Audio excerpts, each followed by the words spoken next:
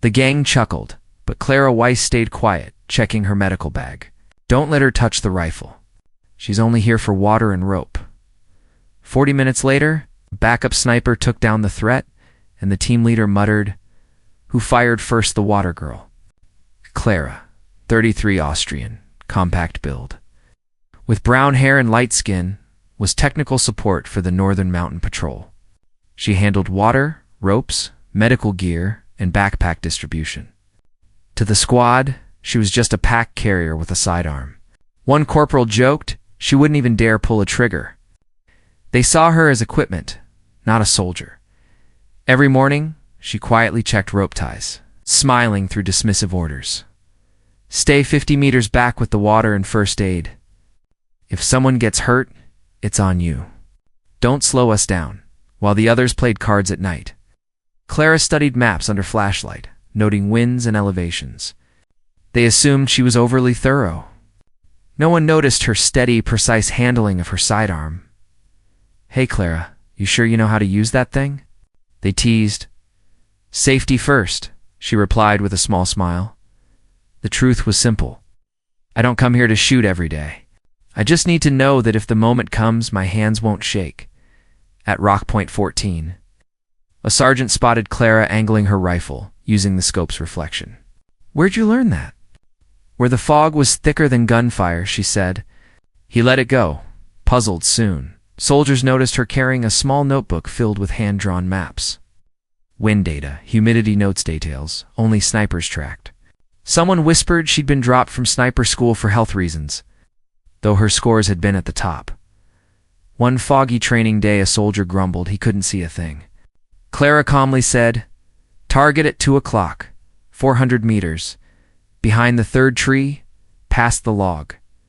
The leader stared. How could she know? She explained the echo of metal, the sound signature of equipment.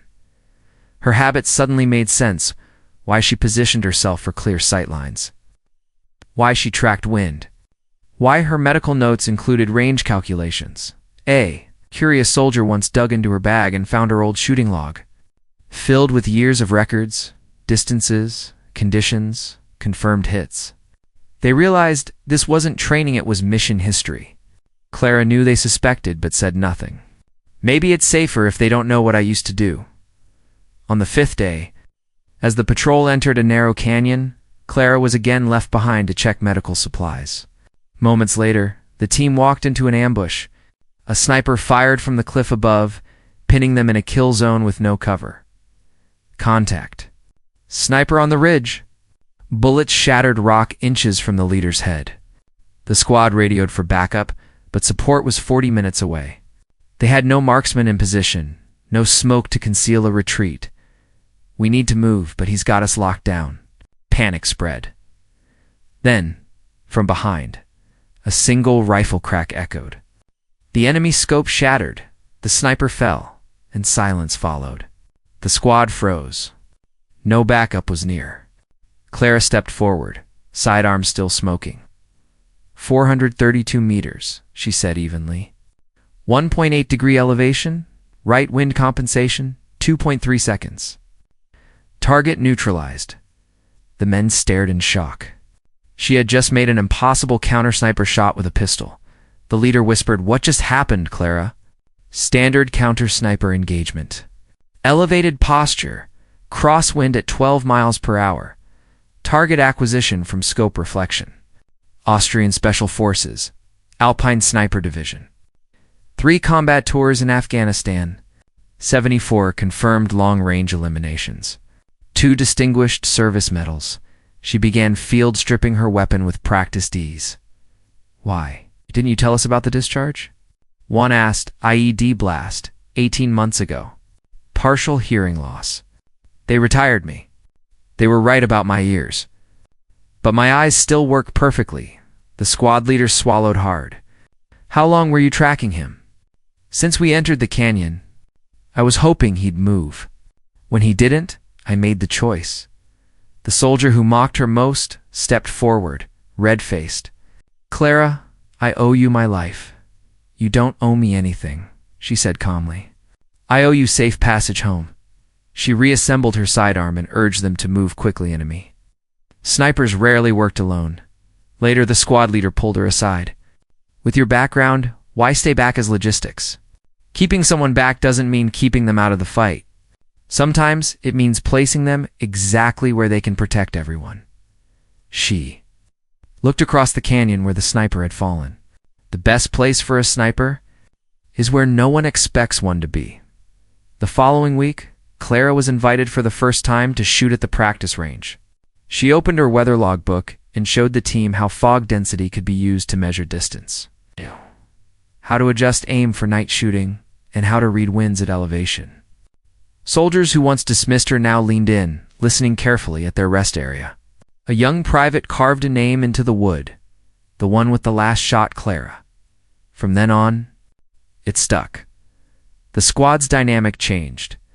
In mission planning, they sought her input. Clara, how do you rate these sightlines? Clara, any sniper positions from this angle?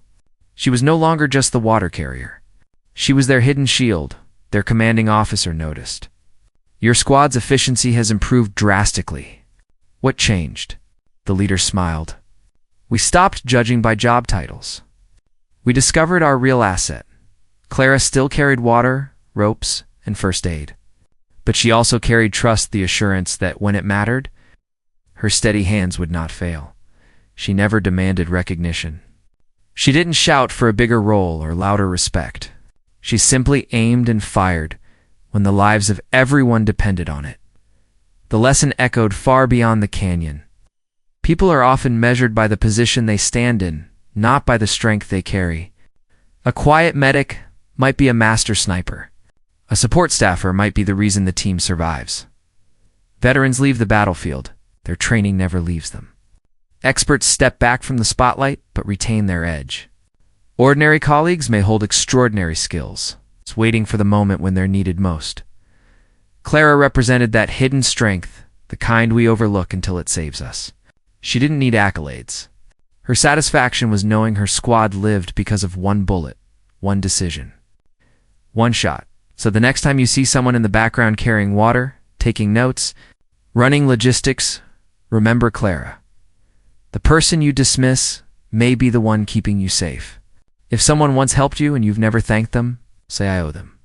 Clara's story matters because it challenges our assumptions. Abilities are not defined by titles. Sometimes the most crucial shot comes from the person no one expected to take it. Subscribe for more Untold stories, because survival often depends on the quiet ones in the back. The ones we nearly forget, but who never forget what to do when the moment comes.